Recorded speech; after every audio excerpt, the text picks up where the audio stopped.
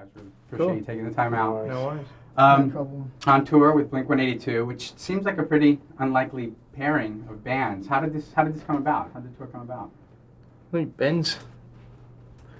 Basically, Blink just asked us to play if we wanted to play, and we were like yeah, cool, because like we've done quite a few shows with Blink before, and they're fun guys, and everyone seems to get along, so it was a good mix. Shows here in the States or in Australia? Usually festivals. Oh, mostly festivals. Yeah, but yeah, musically I think we both have fairly opposite crowds, but I guess that's both the positive and the negative aspect to the tour. Have you found the crowds mixing well though? The different fans? It's not an aggressive, there's no aggressive favourites or anything, it's just a bit of a mix. It's okay. Right. So you guys have had quite a bit of success at a very young age, obviously. And success obviously can be very trying at any age sometimes, especially in the music industry. What's the most difficult part of this kind of success for you guys? I don't know, I suppose it's just, in the end you find yourself being away from home, basically. I mean, and because we were still at school and had lots of friends, everything was at home, so we hadn't really had much experience of being a long time, away from home. So the first few tours, I don't know for the others, but for me were pretty, they were very exciting, but still after a while, you were hanging to get home and just see all your friends and your own home and stuff like that. Do you feel like you're missing, like you've missed out on certain parts of being teenagers because of this crazy life that you're Not really. I think some things you have missed out on, but others you've done other things that other people would never get to do. Right. So it's a fortunate thing, yeah, actually, more than anything. On this new album, on Neon Ballroom, a lot of the songs ended up being very personal and sometimes very private matters. Was it more difficult, Daniel, to write lyrics that deal with private issues, or is it? I think it would be if the intention behind them was to be, lyrics for a song, but I just wrote all the lyrics and they were originally poetry, and I ended up really liking the songs, so they were not intended to be Silverchair songs or anything, but I put them in a more lyrical format and they seemed to work, so it wasn't harder because they weren't intended to be songs. But I guess if you knew, millions of people were going to hear everything you feel, it would be difficult. At what point did you decide that this poetry, these certain poems that you'd written, were suited to become music for the band?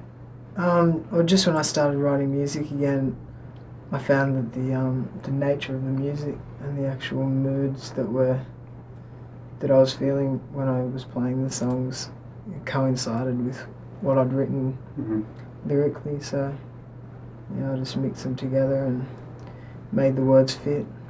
Just like it was a natural progression. Definitely. How do you think your songwriting has changed from when you began? I mean, you guys were 15 years old when the first album came out, right?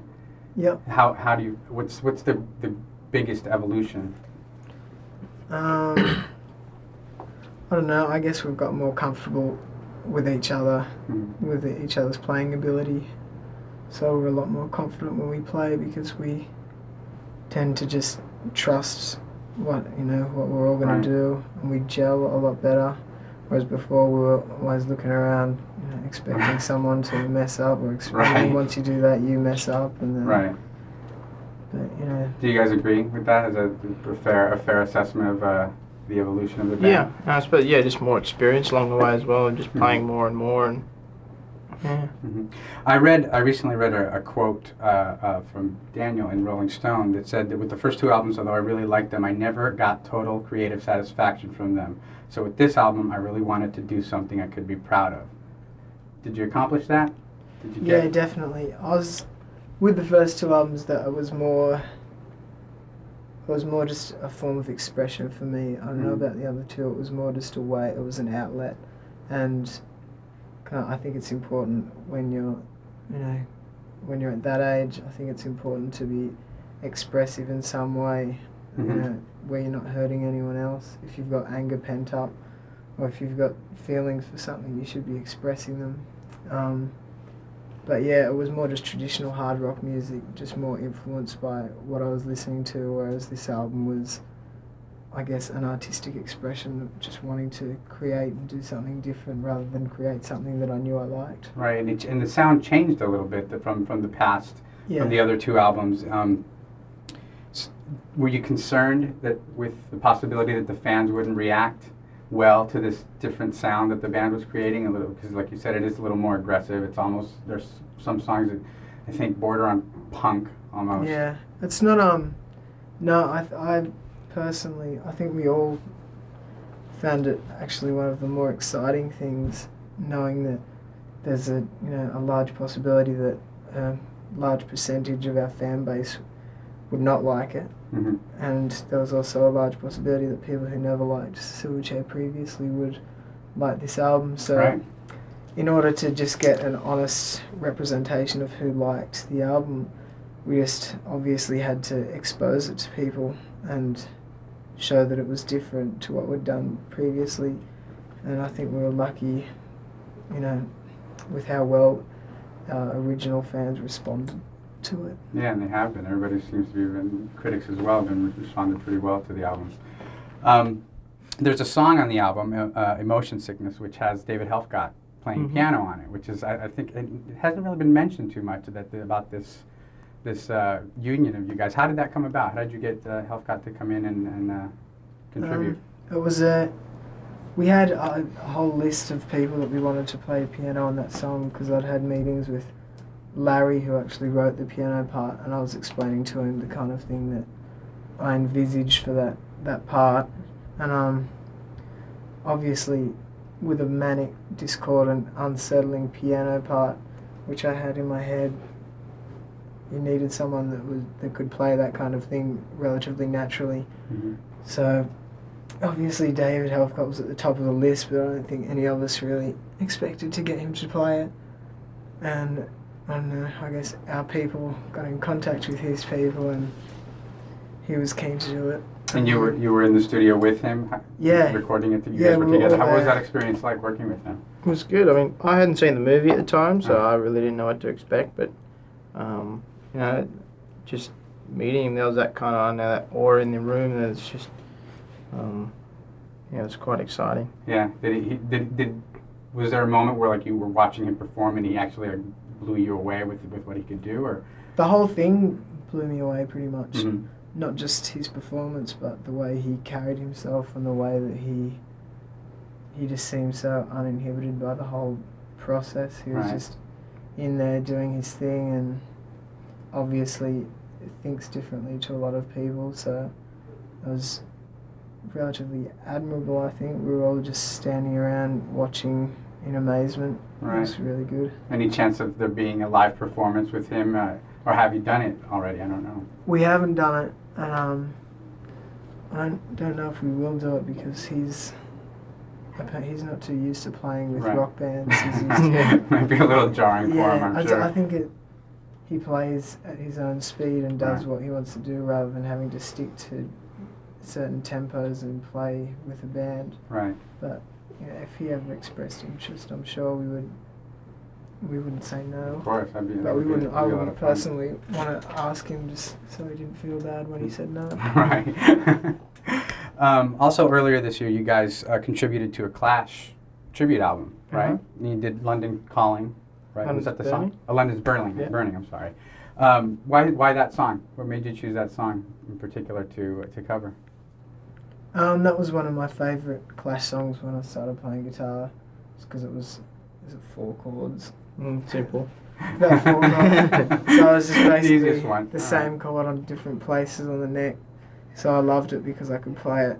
And then when the opportunity came up to play a Clash song, I showed Ben and Chris that song and they Mhm. really liked it. So we just did a quick garage version of that song, I guess, just for fun. It turned out alright. Did you get any reaction from the guys from the Clash at all about the cover? No, we haven't No, heard haven't heard anything. All right, We we'll have to actually got get it to recorded them. ages ago. What's that? actually got recorded like probably nearly 2 years ago. Oh my! It was longer than Well, 2 that was a years, I long think. time ago. Yeah. Gee whiz, the album, I guess, just recently came out though. Yeah. I've been sitting on that for a while. Daniel, earlier this year you came out and you talked about an eating disorder that you had. What made you decide to speak out about such a personal thing? I don't think there was any really key moment that made me want to speak out about it. I think it just became apparent to most people when they read the lyrics to Anna's song. Mhm. So I felt it wouldn't be right to, make an album full of personal expression and integrity and then try and hide what the song was about. So I just felt it might help people, and if there's any way that you can contribute to helping people when Right. you're in a relatively high profile position, I think it's a good thing to take advantage of it in that way. Have you gotten a lot of positive feedback from that song and from the message that the song puts out? Yeah, definitely. That's probably been the most gratifying thing for me this year, just knowing that a lot of our music has helped a lot of people. What do you think the biggest myth is that goes with having an eating disorder? I think the biggest myth would be it's about beauty. I think a lot of people, whenever I read about it, there tends to be a lot of focus on people believing that it's about beauty and about being vain and wanting to look perfect, when I'm sure there is a percentage of people that develop an eating disorder because of that, but I think the majority of eating disorders aren't related to that at all. And you guys, did you know about this situation with Daniel before he began speaking about it publicly? Maybe not to a fine detail, but you definitely knew there was something, something wasn't right, Mhm. and just, he was just trying to sort himself out in the time that he had. So, yeah. All right. So, what's next after this tour? What do you guys have? What's planned once the U.S. part of the tour is wrapped up? We head back home on about the 22nd, Mhm. and we do a short trip to New Zealand, and then we do probably about half a dozen shows through Australia. So just to finish up the year, we finish up about the 11th of December. And when are you planning on going back in the studio? There's no plans, No plans yet. right we're now. We're gonna chill. need some rest, a little bit of time to relax, and take the new year slowly. We Yeah. finished touring on the 11th, so we'll probably get into the studio about the 12th, 13th. Start.